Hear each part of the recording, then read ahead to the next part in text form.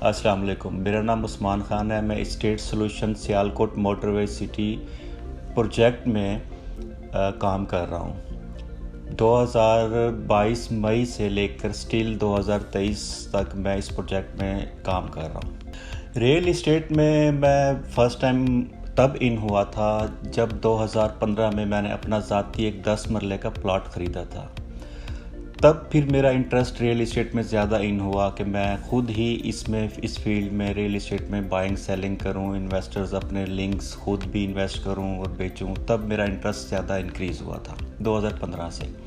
इस्लामाबाद में मैंने काफ़ी प्रोजेक्ट्स में काम किया है, ठीक है। तो अल्हम्दुलिल्लाह I have lot of experience in this real estate field.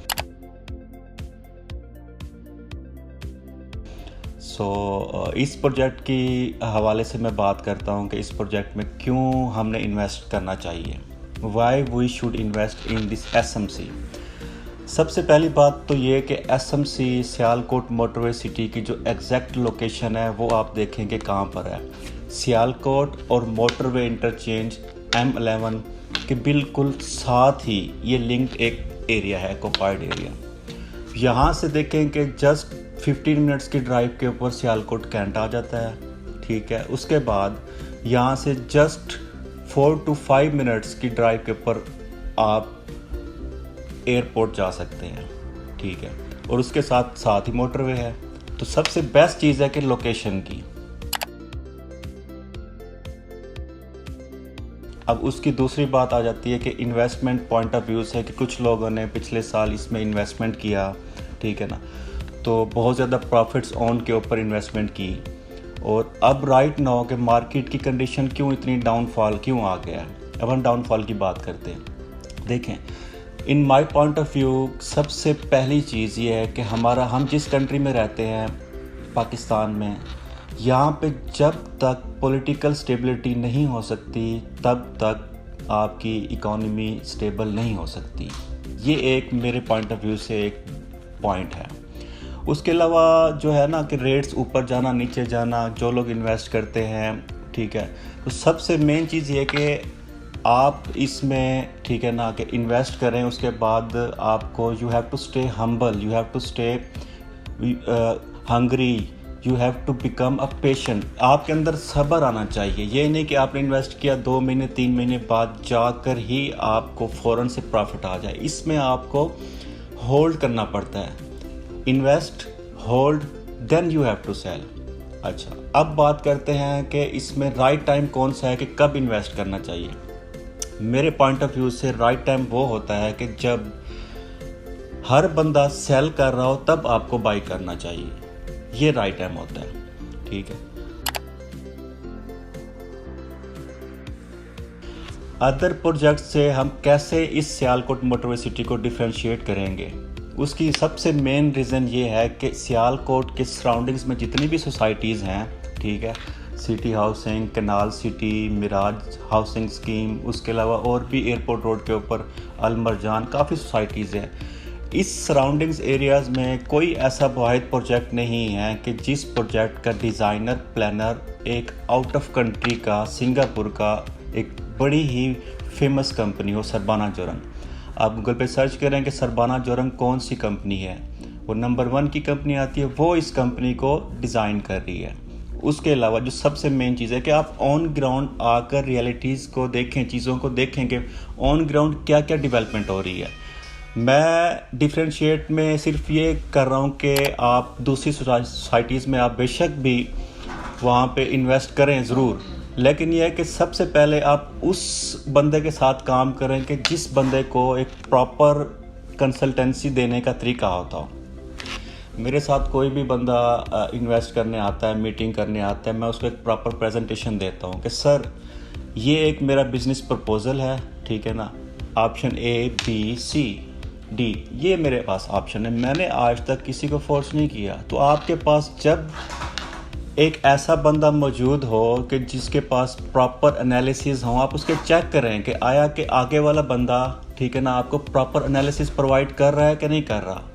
Basically मैं ये समझता हूँ कि in this field we are the funds manager, ठीक है ना, कि हम फंड्स को कैसे मैनेज कर सकते हैं। एक इन्वेस्टर है, एक एंड यूज़र क्लाइंट है, एक कोई भी डीलर है, वो आके आपसे पूछता है कि सबसे पहले फॉर एग्जांपल मैं 1 बिलियन की इन्वेस्टमेंट कर रहा हूँ तो मुझे इसका आउटकम, बेनिफिट, प्रॉफिट क्या मिलेगा। आम क्वेश्चन है, हर बंदा ये क्वेश्चन करता है। तो सबसे पहले ये है कि आप उसको ब्रीफिंग दें, आपकी प्रेजेंटेशन इतनी स्ट्रांग होनी चाहिए। तो इस प्रोजेक्ट में ऑन ग्राउंड रियलिटी डेवलपमेंट के हवाले से आप आके चीज़ें देखें कि गेट किस 100 फीट हाइट का गेट बन रहा है। ऐसा गेट सियालकोट में कोई भी नहीं है जो हमारी सोसाइटी में है। Number 1 point. दूसरा ये कि 8 महीने में डेवलपमेंट ऑन ग्राउंड कटिंग हो चुकी है, 5 मरला की, 8 मरला की, मेन बुलीवर्ड सब कुछ रेडी हो चुके हैं। 2 कमर्शियल प्लाजा वो भी आलमोस्ट फिनिशिंग के मराहल के ऊपर हैं, 16-16 मरले के। 4.5 मरला के विलास मॉडल हाउस तैयार हो रहे हैं। तो ये चीज़ें हैं, ठीक है ना। एमिनिटीज़ आप देखें, हर चीज़ वैसे भी जो सोशल मीडिया के ऊपर इतनी ज़्यादा इस सोसाइटी की ब्रीफिंग जा चुकी है कि इसमें एमिनिटीज़ क्या है, अंडरग्राउंड क्या चीज़ें हैं, तो उस चीज़ों के ऊपर डिटेल के ऊपर बात मैं नहीं करता क्योंकि वो हर चीज़ें आपके पास पहुंच चुकी हैं, ठीक है।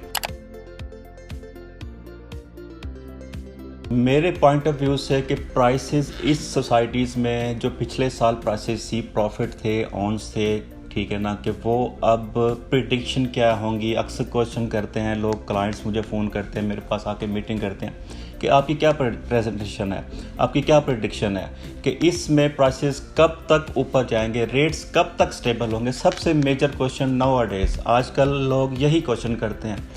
ये डीलर्स भी क्वेश्चन करते हैं कि प्राइसेस कब तक ऊपर जाएंगी, कब तक हम वेट करेंगे, कि लोगों ने इतनी चीज़ें प्रॉफिट्स पे ली हुई थी पिछले साल, वो कब तक ऊपर जाएंगी। तो उसका मैं आपको आसान सा एक तरीका बताता हूँ, ठीक है ना। अगर आपके अंदर, जैसे मैंने पहले बात की, सब्र है, होल्डिंग कैपेसिटी है, इंसान की रीढ़ की हड्डी होती है ना, बैकबोन, ठीक है, अगर वो स्ट्रांग है तो हम लोग स्ट्रेट होके चलते हैं। सेम एज इट इज़ आपके पास बैकअप इतना होना चाहिए कि आप थोड़ा सा होल्ड कर सकें, ठीक है। तो मेरे पास जब भी कोई इस तरह का क्वेश्चन लेके आता है, मैं उसको कहता हूँ कि if you have some extra amount to invest in this project in real estate, then you have to invest. मैं ये नहीं कहता कि आपकी अपनी जमा पूंजी जो होती है वो आप इन्वेस्ट कर दें तो आपके पास बैकअप कुछ नहीं बचता। उसके बाद फिर आप कहते हैं, परेशान होते हैं कि नहीं हमें सेल करना चाहिए, हमें 3 महीने 4 महीने बाद प्रॉफिट। ऐसे नहीं होता। आप सिंपल एग्जांपल ये ले लें कि आप बाहर कोई भी प्लाट लेते हैं 10 मरले का या 1 कनाल का, आप उसको 4 दीवारी दिलवाते हैं, ठीक है ना। तो आया कि आपने पर मरला, फॉर एग्जांपल आपने 10 लाख पर मरला प्लाट लिया, ठीक है, 1 करोड़ का आपने प्लाट ले लिया 10 मरले का। तो आया क्या वो 10 लाख पर मरला आपको 3 से 4 महीने में 15 लाख दे सकता है, 5 लाख प्रॉफिट? बिल्कुल भी नहीं दे सकता 3 से 4 मंथ में। तो सेम ऐसे सोसाइटीज़ में, प्रोजेक्ट्स में आपको इतनी एमिनिटीज़, इतनी फैसिलिटीज़ मिल रही होती हैं, ठीक है। तो यहाँ पे आप वेट, वहाँ पे तो लोग 3-3, 4-4, 5-5 साल भी वेट कर लेते हैं, तो यहाँ पे क्यों नहीं वेट करते? तो ये चीज़ है। मेरी सिर्फ इन द एंड सिर्फ ये कंक्लूजन है कि आपको, ठीक है ना, अंदर बैठना पड़ता है, ऐसे लोगों के साथ काम करना पड़ता है कि जिनके पास प्रॉपर एनालिसिस हों, जो आपके फंड्स को मैनेज कर सकें।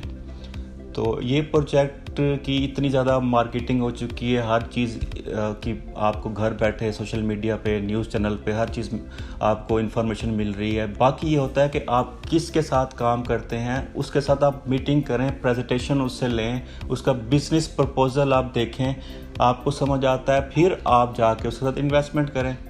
लेकिन ये कि इन्वेस्टमेंट करने के बाद अगर वो बंदा भी आपको कहता है कि आपको विद इन 6 मंथ आपको सब्ज़ बाग दिखाता है कि आपकी प्रॉफिट डबल, ट्रिपल, 4 गुना या व्हाटएवर, तो ऐसा बिल्कुल भी पॉसिबल नहीं होता रियल इस्टेट में। ये तब होता है कि जब आप पाकिस्तान में, हम रह रहे हैं, सिर्फ मैं पाकिस्तान की बात करता हूँ, तब होता है कि जब आपकी पॉलिटिकल स्टेबिलिटी बिल्कुल ही अच्छे लेवल पे जा रही हो। तो राइट नाउ देखें, पॉलिटिकल स्टेबिलिटी है ही नहीं।